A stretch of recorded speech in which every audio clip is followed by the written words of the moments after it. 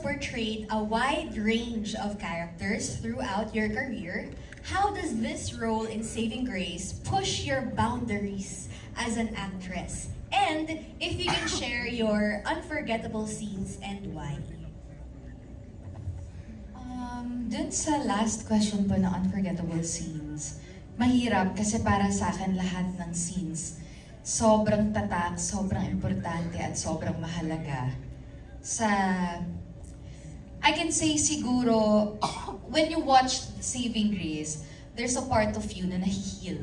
Kasi for me, playing the role Anna, may nahihil sa akin na akala ko wala na, akala ko okay na. And then, eto na ako, stronger Julia or Mara in real life, na haharap sa tao na eto na ako, okay, stronger version of me. Pero nung piniplay ko yung role ni Anna, napapapray talaga ako na, grabe, may mga nagre-resurface na feeling. So sana, kaya ko lang siya nabanggit because sana tayo while watching it, it's not just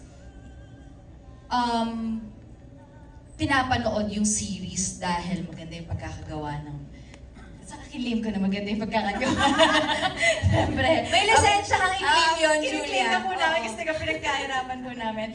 Yung ganun po, ito siguro sana maging journey nating lahat. Kasi being a child abuse, survivor or currently going through that, mahirap na walang tao, maski isa, na makikinig, maniniwala sa'yo o tutulong sa'yo. Kaya yun, sana pag nakakakita tayo ng whatever scenario, don't be scared to help or even ask if are you okay because it's really malaking bagay para sa taong yun. So, yeah, let's just be kind. Yun. Kanina nga, naalala ko dun sa sinabi mo yung tinanong ng bata, naniniwala po kayo sa akin? So malaking bagay. Na-insert na naman yun ng ating magagaling na creatives sa storya. Julia, sorry, may isa pa kasing may isa pang question. Pero sige, rest ka muna dyan. Dito muna tayo sa ating next question. Okay. Alright, this is for Christian and Jenica. Yes, ang inyong tandem na talagang nakaka-high blood sa amin. Okay, so the question is, gaano kagaan o kabigat ang role mo sa Saving Grace bilang abusadong magulang ni Mary Grace o bilang isang kontrabida? Medyo napahagingan nyo na to kanina na talagang napaka-bigat nga nito at mentally draining, but would you like to expound on this? May gusto pa ba kayong i-share? Umabot na ba sa pagbe-breakdown ito dahil sa bigat? Mabigat? Dahil it's like a representation of my... Okay, napagdaanan ko kasi yung mga napagdaanan ni Grace. Yun, dati. Na ako din ay nakaranas ng physical abuse. Emotional, verbal, mental abuse. At yung nung nai-offer sa akin yung project, isa lang yung sinabi ko sa sarili ko, it's about time for me to heal. It's about time for me to heal through grace. Ipapanalo ko ni Grace. Ang tawag nito, gusto kong husayan nung in-offer sa akin tong project, sabi ko talaga paghuhusayan ko to. Hindi dahil, well, ando na yung, ang gagaling nung cast, ng mga directors,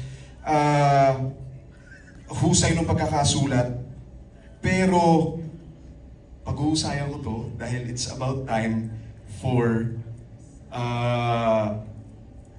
people like Chito to be seen and to be heard. Kahit wala doon sa script kung ano yung pinanggalingan ni Chito, pero sana yung mga bata na kagaya ni Grace before, ay may panalo may panalo ng may panalo ng serye na ito na at the end of the tunnel, merong liwanag talaga. Meron at meron.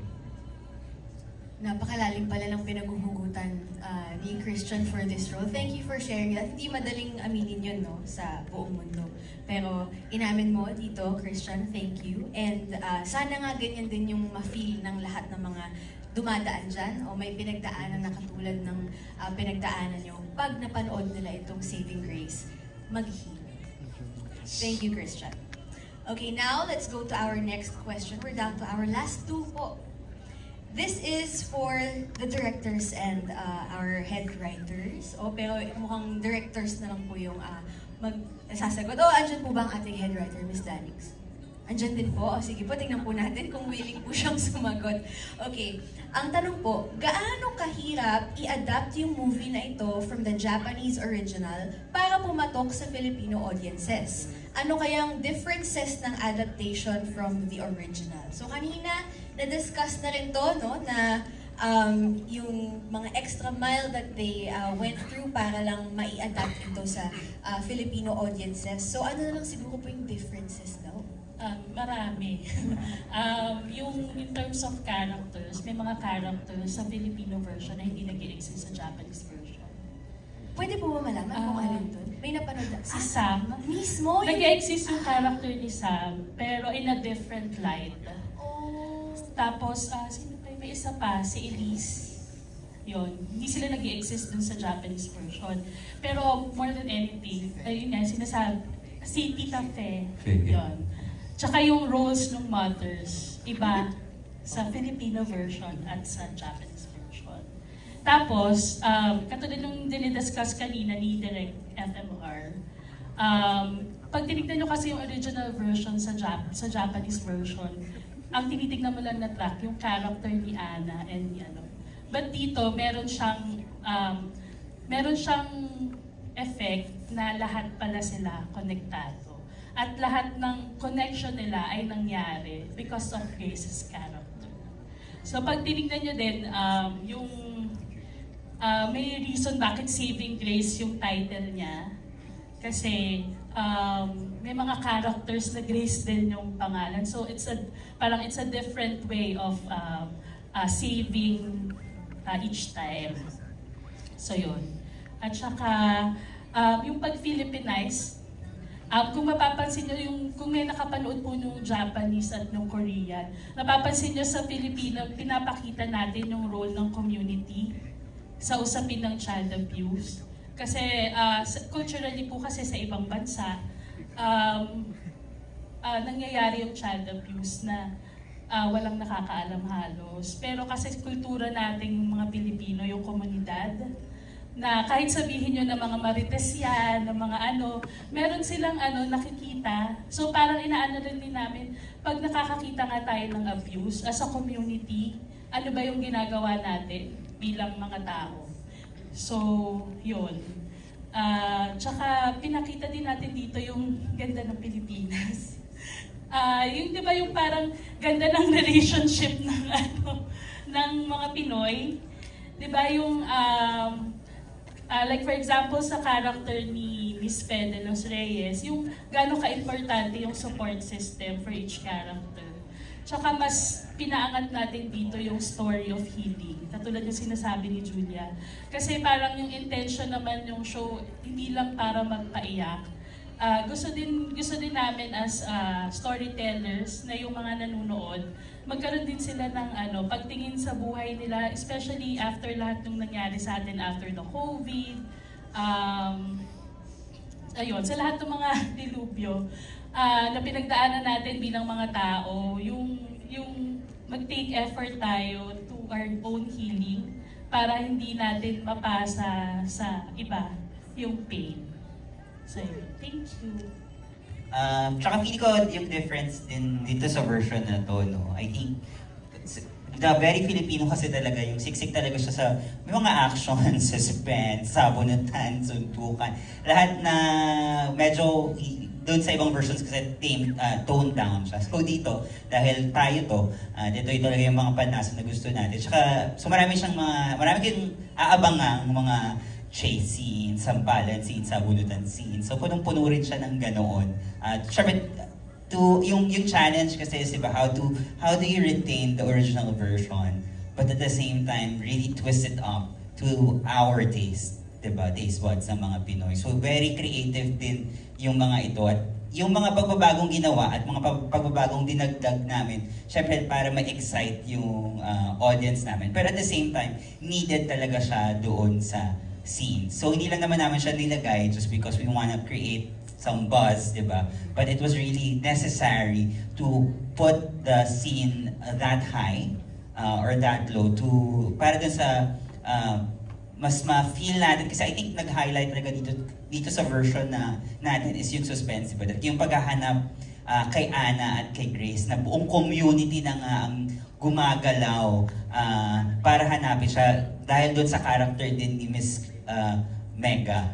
Kasi sa Japanese version, hindi naman TV personality yung yung character ni Sharon, diba? So ito, si Sharon, dinaway niya yung buong Pilipinas doon sa paghahanap. So I think yun ay malaking factor kung bakit umangat yung version na ito in terms of suspense, in terms of yung action scenes, in terms of confrontational scenes, ganyan. So yun yung feeling ko aabangan din ng mga tao, especially, diba, magkaharap-harap yung mga Sharon, Janice, diba, lahat ng mga inaabangan yung characters na artista din. So meron silang mga highlights, so yun yung mga dagdag din. So kahit napanood nyo na yung ibang version, ang daming aabangan pa ditong bago, ang daming differences. Ang gustong-gusto ko talaga na parang, hindi ko alam kung in-adapt nyo ba yun sa Pinoy, dun ba sa original, may buntis talagang teacher? Kasi, very di ba? Very Pinoy. May teacher ka lagi na buntis. Oo. Di ba? Laging mga anak na, ganun. Yes, ang ganda nung addition na yun. Okay, now let's go to our last question. This is, of course, for Miss Julia Montes. Ang Saving Grace, ang tinuturing na biggest comeback mo sa prime time ngayon. Kilala ka rin bilang isang magaling na aktres sa bansa. Ano ang mga ginawa mong paghahanda para sa biggest comeback na ito? Welcome back, by the way. Palakpakan naman natin si Miss Julia Montes. Napakaganda ng kanyang comeback na ito. Actually, preparation, yun nga sabi ko nga po, napakaswerte ko na hindi ko naman nagagawa to kung wala ang bawat isa. So, sa preparation part, kung paano siya i-aarte, wala, humuhugod lang po ako sa mga co-actors ko talaga. Pero emotionally, nag-prepare kasi, gaya nga na sinasabi ko, napaka-special ng project na to. Kumbaga sa kasabihan nga, medyo close to home. I'm just praying and hoping that this project will inspire and help yung mga children going through, actually hindi lang children, even yung mga wives na battered, anybody na may pinagdadaanan physically, emotionally, through whoever, family members, friends, co-workers, na sana merong mag-speak up, sana merong magkaroon ng strength, kasi mahirap hanapin yung strength, lalo na kapag nabubugbog ka na ng salita, ng physical. Hindi mo na alam, minsan mapapatanong ka ba, tama pa bang lumaban ako ng tama? Kasi ano ba yung sinasabi ko pong tama? Yung, minsan tulad sa kwento ni Grace, may kasabihan tayo mga Pilipino na, nanay mo pa rin yan. Kaya mo yan. Huwag mo na isipin yan. Ano, papakulong mo nanay mo? Nanay mo pa rin yan. Pero para dun sa bata, paano niya tatanggapin yun? Na siya yung nagkakos ng whatever problem or burden dun sa puso. Pero ganun yung thinking natin. So yun yung sinasabi ko na sana po mas maraming ma-resolve sa bawat isa. I'm not saying na sa mga abused lang to or whoever. Sana may mga ma-heal sa atin para din hindi natin mamalayan tayo yung maging healing ng ibang tao. So yun lang. Basta ganun lang yung naging effect talaga sa akin ng project. And sana mas marami pa talagang ma-inspire. Ang hirap niyang i-express, parang first time ko yatang nahirapan sumagot sa tanong. Ang hirap-hirap niya i-explain, pero sana po pag napanood niyo siya, mas maintindihan niyo kung ano po yung tinutukoy ng bawat isa. Kasi alam kong lahat tayo ay grace sa sarili nating kwento. And sana, sa bawat isa, may nag-save din sa inyo. And with that, Julia, ito na ang panahon para imbitahan ang lahat na subaybayan at abangan ang Saving Grace. Go ahead. Of course, sana po sa inyo pong mga nandito, unang-una maraming salamat sa oras po ninyo. Sana po i-share niyo po to sa pamilya ninyo, sa mga kaibigan ninyo. At sa mga nanonood po, maraming salamat. Sana po supportahan ninyo po ang Saving Grace November 28 na po sa Prime Video. Marami pa po kaming gustong i-share sa inyo, pero sana po maintindihan niyo kung ano pa po yung gusto namin ibahagi sa inyo pag napanood niyo po itong series na to. Maraming salamat po din. Thank you.